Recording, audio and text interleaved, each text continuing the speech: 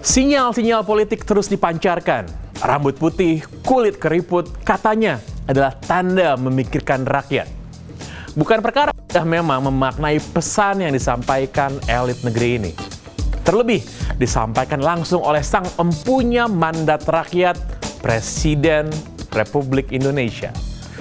Bagaimana kita membaca simbol yang disampaikan atau bagaimana kalkulasi dukungan politik yang hingga kini begitu dinamis? Siapa sang penerus yang mendapat restu dari Presiden? Kita semua tentu penasaran bagaimana para pemimpin tengah bersiap meneruskan kepemimpinan yang berkelanjutan agar program yang telah disusun tidak tenggelam di tengah jalan. Tidak pernah mudah memang membaca dinamika politik negeri. Sebagaimana pemilu lalu ketika nama kandidat bisa berubah di tikungan terakhir. Adakah mungkin dukungan yang diberikan juga memberi dampak bagi partai yang berjuang mati-matian demi calonnya? Lalu seperti apa pemimpin yang dibutuhkan masyarakat Indonesia? Nama saya Pangeran Syahan, selamat datang di Kasih Paham.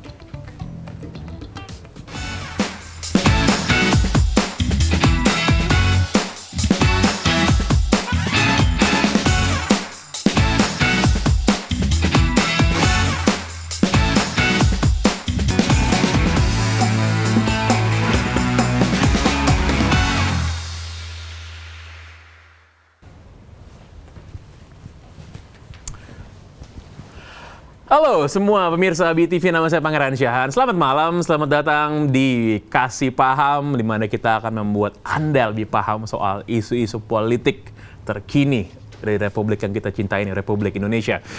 Kalau kita ketahui sekarang masih akhir 2022, 2024, ya masih 1,5 tahun lagi lah kira-kira ya. Tapi segala peta politik sudah makin menghangat, makin memanas, saling melempar kode ke sana kemari, siapa ini yang akan maju, siapa yang dikasih restu. Dan kita pada malam hari ini akan mencoba memahami sinyal-sinyal dan kode-kode tersebut dengan tiga narasumber kita yang akan kita ajak berbicara pada malam hari ini. Saya mau menyapa Pak Handoko dari Projo. Apa kabar Pak? Alhamdulillah sehat. Gimana Pak, akhir tahun semangat terus? Semangat terus. Makin jago membaca tafsir Pak.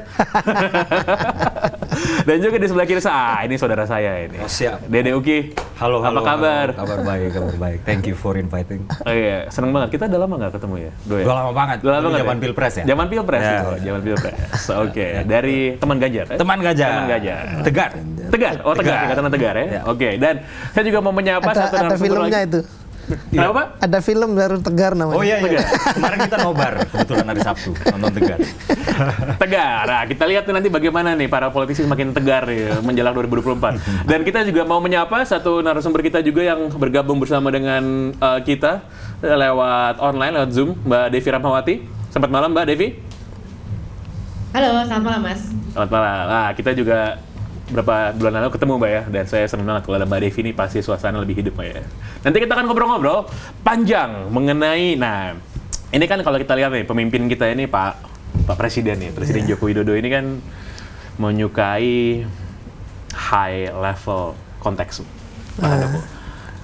Jarang sekali beliau ini straightforward, biasanya lewat sinyal-sinyal, lewat kode-kode gitu. Nah, lewat kode-kode yang disampaikan oleh Presiden belakangan ini Pak Handoko. Iya. Udah mengerucut nggak sih sebenarnya kira-kira beliau ini berkenannya siapa yang akan maju 2024 Pak Handoko? Iya. Itu kalau orang Jawa bilang ini sanepo ya, kasih kode, kasih simbol. Kalau kita amati kan mulai ketika kita setelah pandemi, waktu itu Projo menggelar Rakernas, disitulah mulai ada persoalan siapa yang akan. Ini pas ojo ke susu nih Mas. Ojo ke susu. Cuman kemudian memang di berbagai forum selalu muncul ini terus perdebatan tentang siapa yang akan didukung. Saya juga nggak ngerti ini kenapa selalu pertanyaannya ini mengerucut ke siapa. Jangan-jangan Pak Jokowi juga yang didukung banyak, semuanya juga di setiap ketemu Pak Prabowo ya Pak Prabowo, ketemu ini ada kode Mas Ganjar, ketemu Pak Erlangga, ya kan? Tetapi saya menangkap, yang saya tangkap justru begini, di setiap momen Pak Jokowi menyampaikan itu selalu ada yang saya tangkap justru kriteria. Seperti apa kriteria, Pak? Misalnya ketika di Golkar misalnya disampaikan bahwa situasi global ini sangat menantang, situasi ke depan ekonomi berat, sekian banyak negara-negara tumbang, maka butuh pemimpin yang begini kan gitu kan, yang berpengalaman, yang berani ngambil keputusan segala macam. Termasuk ketika kemarin misalnya di GBK yang sekarang lagi rame, misalnya rambut putih, keriput gitu. Saya justru tertarik pada frasa memikirkan rakyat itu, gitu. Artinya kalau saya jangan-jangan itu Pak Jokowi sedang melemparkan kriteria-kriteria yang pro rakyat, yang tangguh menghadapi situasi ketidakpastian global segala macam. Itu jadi ketika melempar kriteria menurut Pak Handoko, apakah ini mengerucut, mengarah, atau sebenarnya payung? Jadi siapa saja yang masuk ke dalam kriteria tersebut? Saya tidak bisa kalau saya melihat kan begini ya. Ketika ketemu kami di Magelang, saya ajak ke susu, gitu kan. Gitu kan. Jangan buru-buru jangan buru-buru. Nah kemudian pada kesempatan lain kan beliau di forum-forum ini ketemu, ya misalnya ketika Pak Prabowo misalkan, oh ya mungkin 2024 jatahnya Pak Prabowo. Justru saya melihat bahwa Pak Jokowi ini sebenarnya memberi ruang kepada semuanya, memberi ruang kepada semuanya. Silahkan apapun itu, bangsa negeri ini butuh kader penerus Pak Jokowi yang memang kualifikasinya bagus, ya kan, yang pro rakyat dan segala macam kriteria-kriteria itu. Tetapi mengenai siapa orangnya, saya kok nggak yakin nanti akan muncul si A misalnya begitu. Karena semua diajangi, mau mulai, kalau saya catat ya, siapa aja? Ya Mas Ganjar, Pak Prabowo, Pak Erlangga, Erick Thohir, Sandi, semuanya ini silakan. Gitu. Itu sebenarnya banyak nama-nama yang akhirnya masuk kriteria, tapi ada juga nama yang kayaknya nggak dimasukin ke dalam sana, Pak ya? Iya mungkin ada yang tidak bisa. Ketawa Pak Handoko nih kan. Oke Pak, saya mau ke gue manggil apa ini? Mas Uki aja udahlah. Kalau manggil Bapak ini kan sopan ya. Kalau manggil Uki aja deh, kalau Uki aja lah ya. Uki ya. Oke. Kalau Bro tuh terlalu mengerucut ke ini ya. Ini ketuaan juga lu dipanggil Bapak. Oh, komplain. Mas Uki. Siap. Gini, kalau kita lihat nih sinyal-sinyalnya Pak Jokowi ini kan, sinyal-sinyal fisikal nih ya, rambut, kerucut. Apakah Anda ini jadi pede gitu? Wah ini pasti. Anda dari teman Ganjar, ini pasti presiden ngomonginnya ini Pak Ganjar Pranowo. Iya, tapi nggak sesimpel karena rambut putih ya. Artinya dilihat lagi juga pidato Pak Jokowi di acara organ relawan se-Indonesia tersebut secara utuh seperti apa, sehingga kita bisa menafsirkan apa yang dimaksud Pak Jokowi dengan rambut putih, dan itu hanya tafsir juga pada akhirnya. Jadi Pak Jokowi di awal itu mengatakan atau memberikan pencerahan terkait dengan pentingnya pembangunan infrastruktur dan capaian pembangunan infrastruktur yang sudah beliau laksanakan, gitu, seperti bendungan, irigasi, bendungan untuk irigasi, lalu juga ada jalan, pelabuhan, bandara untuk mempermudah logistik ya, juga konektivitas antar manusia yang dimana itu akan memangkas biaya dan lain-lain. Dan tidak lupa juga Pak Jokowi mengatakan bahwa dengan adanya pembangunan infrastruktur maka terjadi titik-titik pertumbuhan ekonomi baru, seperti di Weda Bay, Maluku Utara yang pertumbuhan ekonominya 27%, dan itu hanya satu-satunya di dunia ya, tertinggi di dunia yang pertumbuhannya segitu. Gitu. Kemudian ada juga disebut di Mandalika gitu yang menjadi titik pariwisata baru. Nah, setelah itu Pak Jokowi move ke kriteria atau kepemimpinan nasional. Pada saat Pak Jokowi berbicara soal kepemimpinan nasional, Pak Jokowi seperti memberikan signal. Jadi yang pertama Pak Jokowi memulainya dengan begini bilangnya, Indonesia itu sudah bisa menjadi lilin, ya. Di saat lilin-lilin lain itu sedang redup, juga di saat lilin-lilin lain itu sedang saling meredupkan satu dengan yang lain, gitu. Ini kalau saya menangkapnya, ini artinya Indonesia menjadi negara yang diharapkan oleh negara lain di kancah global untuk tumbuh dan memberikan pengaruh positif, gitu. Ditambah pengaruh Indonesia di kancah global, pengaruh politik mungkin ya, itu semakin kuat. Artinya Indonesia semakin diterima dan apa namanya semakin didengarkan lah oleh negara-negara yang sedang mengalami ketegangan. Oleh karena itu, inilah pentingnya suksesi yang yang melanjutkan pembangunan presiden.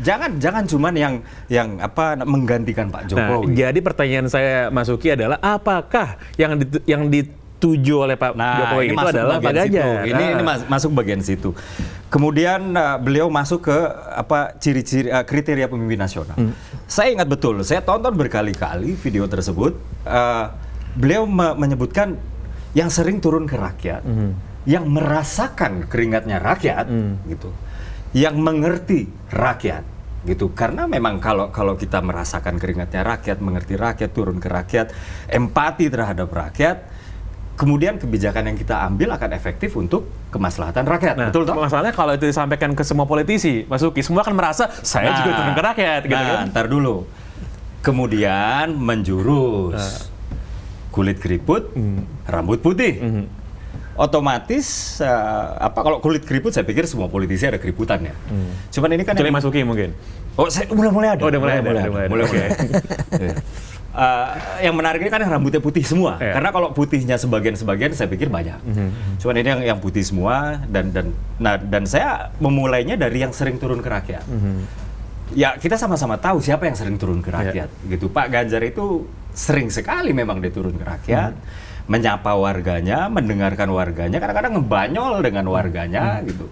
Dan merasakan apa yang dirasakan warganya, sehingga nggak heran gitu kebijakan yang dihasilkan oleh Pak Ganjar itu efektif. Misalnya di eranya Pak Ganjar, Jawa Tengah itu kan kemiskinannya, jumlah orang miskinnya itu berkurang sampai dengan 1 juta jiwa, gitu. Dan Pak Jokowi juga seperti mengisyaratkan pemimpin yang ikhlas bekerja untuk rakyat, benar-benar ikhlas bekerja untuk rakyat. Ini artinya bukan yang bekerja untuk dirinya sendiri, ngumpulin penghargaan, lalu melebih-lebihkan penghargaan. Ada yang seperti itu, Mas Uki? Ya ada lah, ada. Atau ada yang merekayasa penghargaan. Nah, kurang lebih seperti itu. Jadi dari kriteria yang awal dulu ya, belum rambut putih, itu sebenarnya sudah cocok dengan Pak Ganjar. Dan kemudian muncullah bahasa komunikasi yang ringan soal ciri-ciri ya, soal ciri-ciri yang beliau bilang, ini coba kalau mikirin rakyat itu yang mukanya ada keriput, kalau yang celing, nah hati-hati katanya kayak gitu. Atau ya ada juga yang mikirin rakyat rambutnya putih semua. Jadi kan sebenarnya bukan bagian inti dari yang benar Pak Handoko bilang tadi ya, kriteria kepemimpinan nasional yang dianggap ideal oleh Pak Jokowi. Yang kita bisa menafsirkannya itu bisa macam-macam, gitu. Bisa saja ini hanya sebagai selorohan ciri-ciri sederhana menggunakan bahasa sederhana di forum yang memang cocoknya dengan bahasa-bahasa sederhana, yaitu dengan relawan. Toh kalau bicara di rapat terbatas dengan menteri kan nggak mungkin dengan bahasa yang seperti itu. Cuman kan kita sudah terbiasa melihat presiden ini, nggak mungkin ini ada ilustrasi yang sia-sia tuh nggak mungkin kan? Atau kemungkinan yang kedua, bahwa ini memang kode endorsement, atau memang kemungkinan yang kedua ini. Nah, kalau ini adalah sebuah kode endorsement, saya pikir yang paling tahu ini adalah siapa ya Pak Jokowi. Itu kita memang boleh menebak-nebak, tapi even sebuah tebakan tetap harus rasional. Makanya tadi saya dari awal melihat pidato Pak Jokowi itu dari awal, lalu saya pecah menjadi beberapa bagian sampai kepada kriteria pemimpin nasional yang dia inginkan, yang beliau inginkan, dari keberlanjutannya, lalu yang turun ke rakyat, lalu yang bekerja untuk rakyat, dan terakhir rambut putih. Saya pikir siapa lagi? Kurang lebih seperti itu. Ya Kiai Ma'ruf juga bisa tapi kan rambut putih dan keriput. Makanya yang di atas tuh nggak bisa dilepaskan. Bisa dilepaskan. Oke. Nanti kita akan elaborasi lagi lah lebih itu. Saya mau ke Mbak Devi dulu. Mbak Devi, Saya mau bertanya, bagaimana ini cara untuk mengartikan kode-kode dari elit partai politik atau elit politik di Indonesia termasuk presiden, dan gimana sih masyarakat ini bisa menyerap dan mengartikan kode-kode tersebut?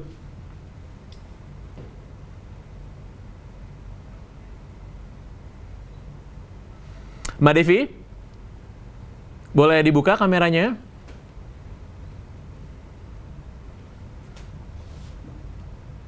Oke, tampaknya kita masih ada gangguan teknis. Nah, Pak Handoko, gimana nih masyarakat, publik gitu ya? Karena kan publik nggak semuanya bisa high context ya, Pak Handoko. Gimana nih mengartikan kode-kode dari presiden ini? Harus dianggap serius kah? Harus dianggap, oh itu bahasanya politisi, bahasanya petinggi gitu? Oke, coba saya coba ini ya. Artinya begini, Pak Jokowi memenangi Pilpres itu adalah bentuk kemenangan rakyat sebetulnya. Kemenangan rakyat, dan itu adalah masa di mana di Republik ini seorang presiden begitu mendapat dukungan luar biasa dari rakyat. Dan ketika pada waktu pemilihan presiden, partisipasi rakyat sangat tinggi. Kalau saya sebetulnya lebih concern ke situ, bahwa yang harus dimenangkan adalah siapapun itu yang memang menjadi representasi dari kekuatan rakyat. Itu yang concern saya. Mudah-mudahan Mas Ganjar bisa begitu ya, mudah-mudahan. Artinya gini, ini dia ini. Tapi siapapun itu ya, siapapun itu. Ini biar seneng lagi ya. Oke, Pak, kita tahan dulu. Nanti kita lanjutkan lagi diskusi ini soal membaca kode-kode elit termasuk dengan presiden ini. Jangan kemana-mana, kita akan kembali lagi di Kasih Paham.